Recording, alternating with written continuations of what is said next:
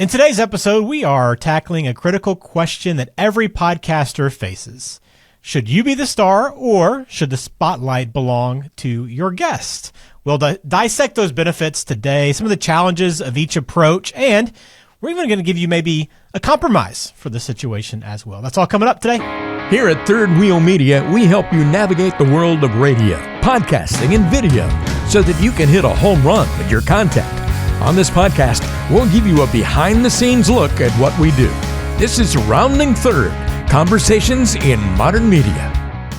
Well, welcome in. Glad to have you on the Third Wheel Media YouTube channel. Ben George, Walter Storholt. You probably hear our voices much more than you see our faces, Walter. But here we are on YouTube for everybody to see. We have faces for radio, but the world's making us adapt to do more video stuff, Ben, so we just got to deal with it, right? We're going to try to do more of this, right? That's kind of the goal is, we want to try to provide just general insight, guidance, information on stuff that we touch every day. And we're kind of all over the place, right? With podcasts, radio, video, digital media stuff. So just kind of everything that we touch, we want to be more involved and provide that for you, right? If you have an interest in something we're talking about, hopefully these videos will maybe provide a little information and kind of give you a little direction on which way to head. So I think today's conversation is great, right? Because this is something we talk about all the time with clients that are, hey, I want to start a show, Walter, but what exactly should I do with it? Should it be about me or should it be about somebody else? Yeah, it's kind of one of those first questions that comes up when we just start discussing the goals of the show. And some people already know, like, I want the show to be, I'm a financial advisor. I want it to be about financial advice, and I want to be interviewed. I want to be the person that's the expert of the show. And then other people say, actually, I'd rather interview other people, and I want to be the interviewer, and then kind of have these guests be the central parts of the show. And then some solutions that are in between. And then a lot of people just don't even know what the right answer is. They don't know if they should have a preference or not. And then that's part of just that initial conversation of talking about, well, what are the goals of what you want the show to accomplish, what matches with your personality, and some of those kinds of things. Yes, we're going to take you through this. Hit subscribe on the YouTube channel, please, if you don't mind. That will help us continue to grow this as we plan to roll out a bunch of videos coming up. So starting off with this, I guess, what do we mean by this, Walter? It's pretty simple. You kind of laid it out, but it's just that decision of, do you want to be the focus, and not even really you, but your business, what you do every day, and kind of make it a conversation about what you know more so than interviewing someone that's an expert in another field or just someone in the community, whatever that is, but you focus that attention on them. Yeah, it's really what the conversation comes down to is, why have that style of show? Why should you be the central part or shouldn't you be the central part? And so then we see that, and the reason this is important to define is because then it sort of shapes your show structure. And so it all kind of falls in line through that original conversation. So just to provide some examples, we've had clients that say, all right, I'm a financial advisor, as an example. In fact, one of our more successful shows falls under this umbrella. It's an advisor who specifically works with a certain portion of the medical profession. So they specialize in not just all medical, but like a very specific portion of the medical profession. But they did not want to do a show that was just always about finance. So what they did is they created an industry show. So it's about that particular medical profession. And so they talk about the history of the profession. They have tons of interviews with past presidents of the national organization. They do even like very specific like medical conversations. And even though the financial advisor is not a medical person himself, he's still able to intelligently talk about those things. So even before they've ever discussed anything financial, he's already still a kind of an authority figure in the field and has this credibility boost among that community because he's connecting people, he's networking with folks in that niche. And so it's just a really cool reason for him to not just do a financial show. Cool thing about his show is he will do a financial episode occasionally that speaks to his audience, but they're relatively few and far between. He really focused on making that show about the industry and then letting his financial expertise sort of just bubble up from there. So that made sense in his situation, but we've seen plenty of people, maybe you don't have a niche, maybe you don't have some other compelling reason, and so I say, I want to be the expert. I want to increase my credibility as a financial advisor by answering questions about finances and guiding people through planning.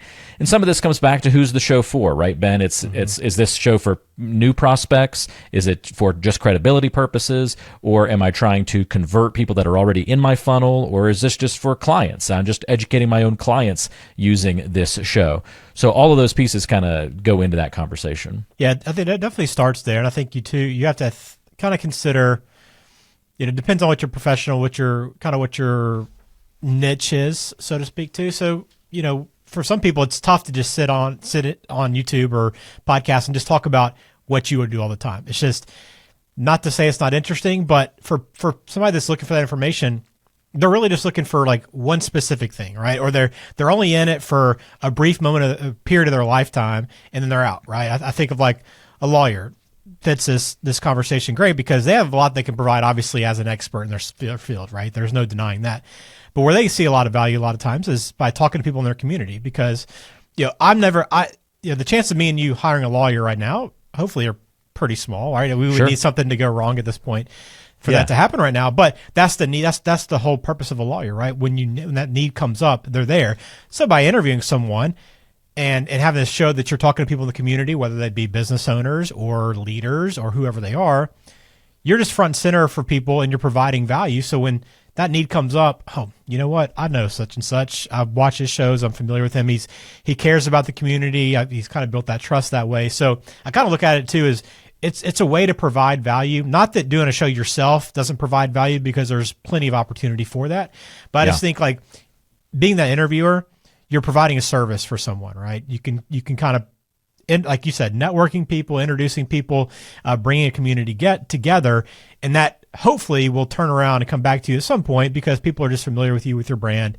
And ultimately that big T word, trust, right? That's a big part of what everyone's trying to accomplish with these shows, especially business owners. Well, that's one of the pros of doing the interview style show, right? Is almost as important, and maybe in some people's cases more important than the listeners, than the audience, is just the network that's happening in the people that you're interviewing. And that's why you talked about lawyers, and I think even to be more specific, like we have a lot of personal injury lawyers that do the interview style show. It's a great fit for them because it's important to be an expert in your community. It's this localized regional importance of a service. And also, how many different ways can you talk about personal injury law in a way that's going to get somebody to like come and listen to your show? Sure, you could probably do a couple of episodes, but it'd be hard to have kind of an ongoing show about that specific of a topic. And you're right, you're trying to just catch people in that perfect moment, perhaps. Whereas if you're building up this longer term network, that's the big needle mover. Because you're right, now when somebody says, oh no, I need a lawyer, well, I know one. I was a guest on the podcast. I came into their office. I met with them. I like those guys, and they've done all these things to be visible in the community. They're good folks. That trust is built. So that networking reason would be one why an interview-based show would move the needle for a lot of people.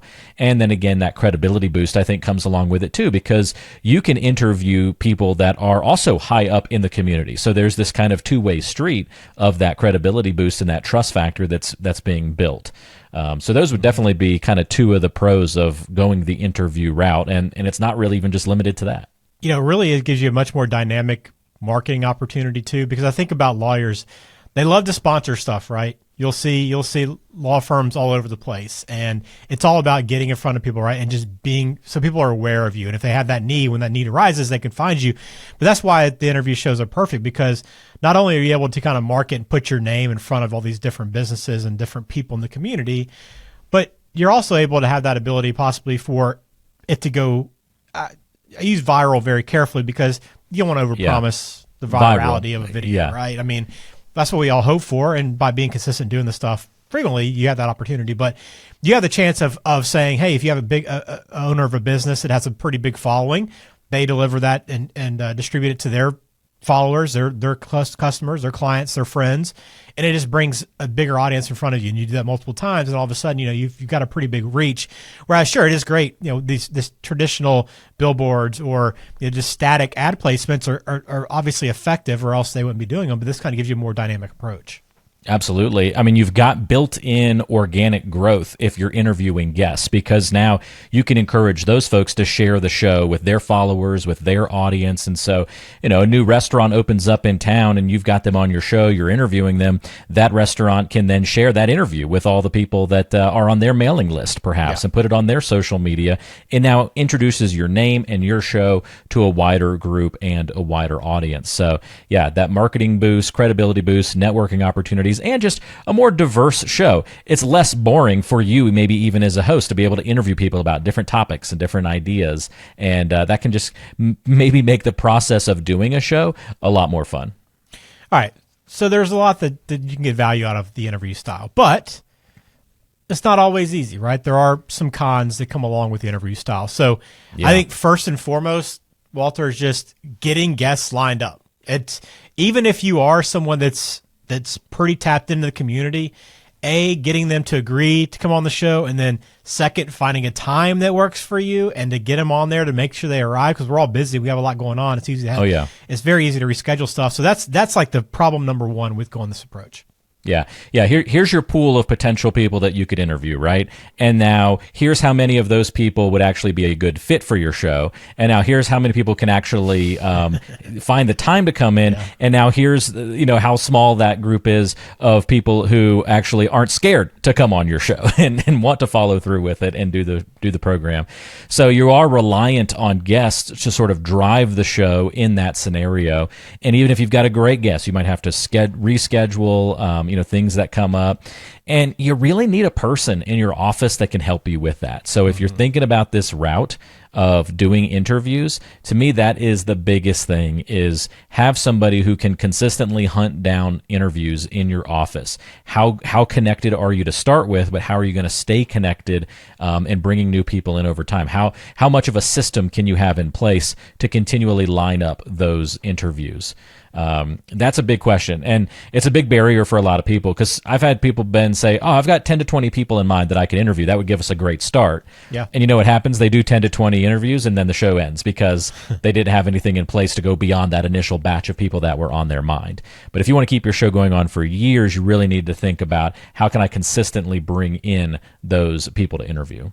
Yeah, not everybody that you bring in is going to be interesting too. That's the other part of it, is you might, and because this, pull back the curtain, this is a way to bring in and network yourself as a business owner, right? That's part of the value, is to introduce yourself to other business owners that might need your services down the road too. But so you might bring somebody on that you think would be good for you, maybe personally, but maybe not good for your audience. So you have to make sure you're crafting the interview in a way that you are able to find some kind of interesting angle, because it doesn't mean you're going to turn off somebody completely of your show, because I think if somebody is watching a show based on the Quad Cities, they're gonna tune in no matter who it is. But it may be like kind of a 2-strike rule, right? Where I've seen a couple shows and two guests I saw were not very interesting. I don't think I'm going to come back and waste my time. So you got to be a little bit careful there. Yeah, that's a great point. It's a little harder to please your audience, perhaps, with an interview-based show that's really broad. That's why the niche style works really well for this. Again, I go back to that medical example. Almost every episode is going to be relevant to that audience, or at least, even if that particular topic might not get them to listen to that particular episode, they're at least not going to be turned off by you suggesting that they listen to that episode, if that makes sense. Yeah. I would also say another important thing is to think about just the tech side of managing interviews. If you're going to do a solo show, or if someone's going to use us as a co-host, Ben, but it's just them on the program, they need one microphone, and if it's a video podcast, one webcam, plug it into their computer, and we're off to the races. Relatively easy to execute. When you start being the one who's doing the interviews, and now you're bringing in people that are going to be on the show and introducing those additional variables, it's tough, and you've got to be really comfortable with the tech side and with the increased cost that comes along with that. If you're doing in-person podcasts, especially with video, and now you're adding multiple cameras and microphones, it's a lot to record. It's a lot of time spent uploading video to be edited. There's moving parts of making sure multiple things are being recorded at the same time and framed properly, all those kinds of things. And even if you're doing simple, like remote interviews like you and I are doing right now, you still now might have someone who's inexperienced on the other end, or they don't have a nice microphone, and so their sound is really crappy. And now you have to decide, do I put out kind of a crappy sounding interview audio, or do I try to spend the time coaching them up to have better audio? Can I troubleshoot that? Should I send them a microphone to use, or just live with how it looks? Or maybe they're one of those people that has the camera angle where it's like shooting straight up in the air and they're hovering over the camera, or they're framed really weirdly. Do you want to be like having to constantly coach people on just all those little tech parts and moving pieces that can wear somebody down pretty quickly over time? Yeah, which if you're doing audio only, it takes some of that out of it, right? There's still some simplifies it a bit. Stuff. Yeah, it does simplify things though. All right, so interview shows. You got some of the pros and cons. Now, what about if you want to be the star, right? So, what are some of the pros and cons here? Let's start pros again, Walter, and then we'll go some cons first. So, what are the benefits of making the show about you rather than interviewing someone? Yeah, well, I think you get to control the message, and the brand is now all about you. You're not spending time promoting somebody else's business. This effort that you're paying to create, the time that you're putting into recording shows, it's all about you, your brand as a business, what you believe in. Everything goes under your umbrella and is crafted in a way that you want it to be crafted. And you're truly then the subject matter expert on the show. You're the one that's the certified financial planner talking about financial planning to your clients. It's a pretty nice match there. If you're an estate planner, we work with a lot of estate planners, and now I'm an estate planner and I'm talking about estate planning topics. I'm the resource for you to come talk to and to see. And so, that's a pretty easy reason and needle mover just right there. Well, I'll piggyback off what you said as a con for the interviews, right? It's just easier to execute. If you're doing it by yourself, right? You can hop on whenever you're free, whenever you have time. You don't have to schedule someone. You just hop in front of a microphone or in front of a camera, hit record, and you get going. So that's the tech side, and just the scheduling side is obviously easier. And show prep. We didn't really talk about that as much on the interview side, but there's a lot to come up with questions for every guest. Now, you might have a script that you kind of follow, which I would say you do want to vary that. You don't want to kind of stay on the same script and the exact same questions every time if you can help it. Yeah. But with the show prep, when you're doing it by yourself, you're already kind of the expert. You know the topic. Hey, I just talked to so-and-so about this in my office. Let me bring that conversation onto the show and talk about it for 5, 10, 15 minutes here and just get out that information now, and I can share that with other people. That's a great point. I'll take us even doing this show right now, our recording today. It's you and me, Ben. We know each other well. We didn't have to do we made a couple of notes for what we were going to talk about, but for the most part, we didn't have to prep a ton to be able to execute today's show. Made some basic notes, hopped on. We're having a nice back and forth conversation about it. Pretty easy to execute. If we were to bring in a guest and have this conversation on, there would be some pros to that by having another dynamic voice and a different viewpoint and some things like that. And maybe we wouldn't even had to have prepped as much as we are for carrying the show ourselves. But I don't know about you, but whenever I interview somebody, that's more anxiety for me. It is tougher to execute. It's more tiring to me. It's something I like to have lots of questions prepared. I end up only using 5% of them because I end up just going off the cuff anyway, but I still like to over prep on the front end about what the guest is all about and what to know about them, those kinds of things. But for me, just if I'm thinking about doing my own show as an advisor or a business professional, I'm going to lean more to being the star of the show just because I get a little bit of that tired feeling and a little bit of that anxiety through the interviews, and I wouldn't want to be pigeonholed into doing that all the time. I know I'd burn out on it. Let's talk then cons for that approach. And I think the biggest one is just the monotony of doing it over and over and over and over again. Depending on what your field is and what you work on or what the goals for your show is, you might have content that can last forever, and you can always shift the way that you present a conversation or an angle or a discussion, right? So you can kind of reuse it multiple times. But after a while, I won't say it's run its course because you can always adapt, but there are times when you kind of hit that wall and you go, man, how many more shows can I actually get out of me just sitting here doing this?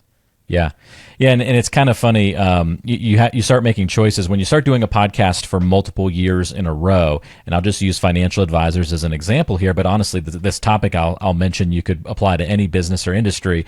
But we have two very common yearly conversations: the end of year planning checklist, or New Year's resolutions for the new year. And so it's kind of all right, I can look at that and say, I've got 2 episodes every year already figured out, and I'll just apply the most up-to-date information. And that's totally fine. Or you can say, no, that's going to get stale. That's part of the monotony. That's part of it getting old. And I need to keep coming up with fresh things to talk about, or, I don't want to get burnout. But we have people that are on shameless self-promotion here, Ben. Like, we do try to help clients come up with new ways to talk about the same subjects. So that's where the creativity kind of comes into play. But also, there's also nothing wrong with doing a show that you did 3 years ago and putting it in the new light, because you've got a totally different listener base 3 years later, for one thing, that isn't going to hear that show from 3 years ago. And two, it's never a bad thing to repeat. Repetition is not a bad thing in the media space. We need to be told to do the same thing several times before we take action often. So this one is a con, but it's like an overblown con, I think. I think that it's okay if this is your 18th episode about Roth IRAs over the course of your 300 episode podcast over the years. Like, that's okay, because you're kind of putting it under a new spin and a new light every time, and a new audience is there to engage with it. Yeah, maybe less a con, more just something to consider when you go this route. Just to think about. You're going to run into at some point. The other part is your content's going to have a narrow scope, right? It's not going to have a huge reach. And something to keep in mind when you're doing a show about your business, and you're especially like a financial advisor, whatever industry it is, and especially if you're focused on your region, right? You're not going to go viral. You're not going to be the next Dave Ramsey or Joe Rogan, because you just have a much smaller scope. But the people that are watching and listening are the exact people typically that you want to have consuming your content. Yep, absolutely. I go back to the medical professional as a good example of that particular concept, because they could do a show that's still for that niche, right? Hey, financial planning for, XYZ medical professionals. And it would probably do well, because it would still be in the niche. It would still be very focused, but you're only going to catch people that are like, yeah, I really want to learn about finances for my industry. And you're going to miss all those other people that at that moment aren't interested in it. Where you could, in theory, then be in front of a much larger group by having it be about the industry, having a wider scope of conversations, having those interviews, not having it always be about finance. And along the way, you're building that credibility and that trust when they do finally enter that period where they are interested in a financial episode and information. You're there for you, and you're already that trusted resource. So that's where it is more important to kind of like build that audience and then kind of subtly market to them that you're also a financial advisor, that's a piece of the puzzle, but that you're also kind of more than that. So it's all really unique uses of those two different methods. Well, one thing that we like to do with Thirlwell Media is help people come to a compromise, find a solution for what they're trying to accomplish. And there are ways to combine both these approaches, right? You don't have to say, I'm going to be an interview show and I'm never going to talk about anything that I do personally, and vice versa, right? There are some ways to combine those two concepts. Exactly. And now I'm not saying everyone should go out and combine the two concepts. There are very specific examples where an interview show is the right move for somebody and just a financial show is the right move for somebody. So don't feel like there's pressure of you've got to have both of these. It's just more hopefully opening people's eyes to the possibility that you can have both of these concepts kind of working for you.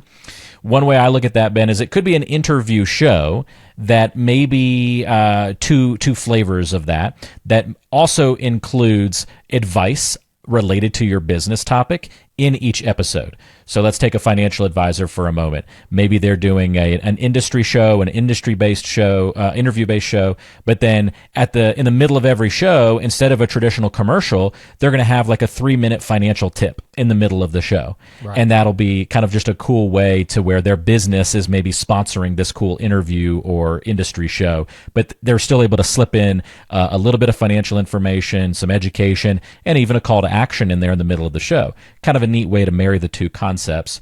Or you go with more of the style that the medical professional show we've been talking about uses, where they do mostly industry shows, and then every once in a while they'll just dedicate a whole show to finances. So they'll drop in a financial episode in between other types of show.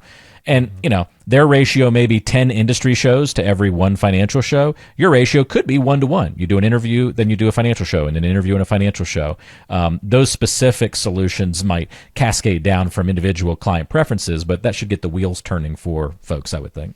Yeah, and personally, I feel like you should kind of embrace the approach of being flexible, right? And there might be a great idea that you come up with if you're an interview show and you say, I got something I really want to discuss. I'm going to hop on and just do a show this way, or vice versa, right? I met a couple interesting people that I'd love to have on the podcast and talk to them about what they do, or their specific, career or profession that they service that actually kind of works with my clients a little bit too. That if I bring them on, give them some information about what they do and how they help our clients and what they, how they interact with the people we work with, that's valuable too. So that's the beauty too, I think, of podcasting and even YouTube, right? You can, there are no rules, Walt. We can do whatever we want on this channel. Go as long as we want, as short as we want, talk about whatever we want to. It may not have an audience, right? Unless you're doing it the right way with the right approach and the right focus. Yeah. But that's the beauty of this format.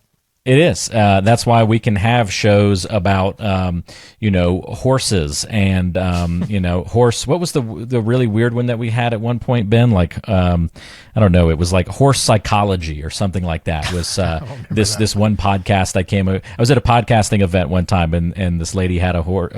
She interviews horses on the show, and it talks to them about their psychology and things like that. So, very interesting stuff. You can do whatever you want. That's the beauty of the medium. It's very flexible. You're right. So embrace that to an extent, and don't feel like you're always pigeonholed to the same answer. So that is a really good piece of advice. And then just finding what's going to move the needle for you the most as a business owner, as someone who wants to host a show and use that for part of what they're doing. But also, I think it's a really, really important thing that people overlook. There's what you might want to do. There's what you want to do. And then there's what you can do. And I think a lot of people look past the can just to the want. And really, it's a combination of those two things. Sure, we would love to do we'd love for everybody to have the same package, right, Ben? The most robust media package of all time. But there's cost considerations, there's time, there's enjoyment considerations. And I think you got to find the marriage of those two things of what helps your business, but also what's going to be the best fit for you and your business to execute that show. Otherwise, it's not going to be a solution that lasts very long for you. Yeah, so what you want to do, what you can do, and then also what you should do, which kind of you summarize there at the end, right? So those are kind of where we would direct you. So look, hopefully this helps. If you're looking to launch a show, considering what you should do, what kind of format you should have, some things to think about, right? Obviously, we'd love to talk if you have any questions or just want to run something by us. You can always find information in the description here to get in contact with us. But hopefully this helps. And also, if you have something you want us to talk about or address or have a discussion about, drop a comment, ask a question. We'll try to be active in the comments as well and answer anything that comes up. So we appreciate it. Walter, enjoyed talking with you. Looking forward to having your face on camera now a little bit more. Yeah, I don't know. I'll have to shave more often or with the flexibility, do we just embrace growing beards out, Ben? Just got to embrace it. You might have to get out of the T-shirts a little bit. We have to maybe class it up a little bit. Yeah, I still got the beauty of YouTube. You can do what you want. I still got the Devil's T-shirt on underneath here, so we're still rocking the gear. Very good. Well, we appreciate you being a part of the channel. Hit subscribe, and we'll have another video coming. Stay tuned.